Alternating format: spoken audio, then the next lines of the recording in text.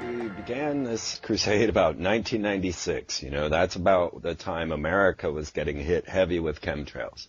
And when that occurred, it actually would come all the way down to the streets, as if they did not have the proper, chemical connections yet. So things were coming down, and people were finding spider-like substances in their front lawns and on their cars and whatnot. And anyone that would touch this would immediately suffer from flu-like symptoms. And what happened is the news actually began reporting flu-like symptom epidemic. I mean, what doublespeak there, right?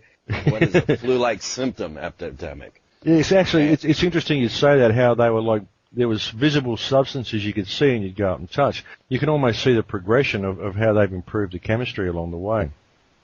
Definitely. And, I think, well, okay, one thing that we know for certain is that in the Middle East, when they were tracking insurgents, they would feed them barium. Okay, and we can see clearly in a movie like The Running Man with Governor Schwarzenegger that they inject him with barium to track him in the field, to track him in the Running Man game. So we know from, military sources and from just any, Hollywood sources that barium is a tracking agent. That's what it's used for. Now, the two ingredients that we're finding in the reason for the flu-like symptoms was the barium.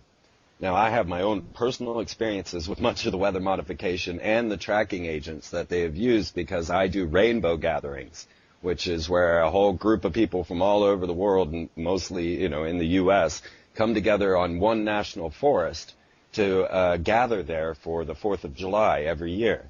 And this is done in order to resound the fight on our public lands, because these were the national forests given to humanity, now being taken over as federal parks.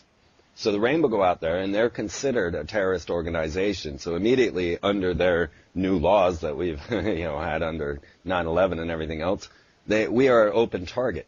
And in 1996, when the chemtrail campaign really began in America, they seemingly hit us with barium. I believe it was in the water. Everyone got sick. Everyone I know had a horrible cough that most of us have not gotten rid of. I got blood poisoning and almost died. Ended up in the hospital 2 weeks later of an anxiety attack, which I had no purpose having, and found that I had a potassium depletion. Well, it turns out that these are all symptoms of barium poisoning. So if you're starting to feel flu-like symptoms, lethargy, all the aching joints and all of this, along with a sense of panic, these are the signs and symptoms that you have heavy metal poisoning. And because doctors don't believe in conspiracy theory, they are not testing your blood for barium. They're not testing you for heavy metals. All the healers are trying to approach a virus, and you're dealing with heavy metals. So this is something that's critical for people to know. So the two ingredients in the chemtrails are barium and aluminum.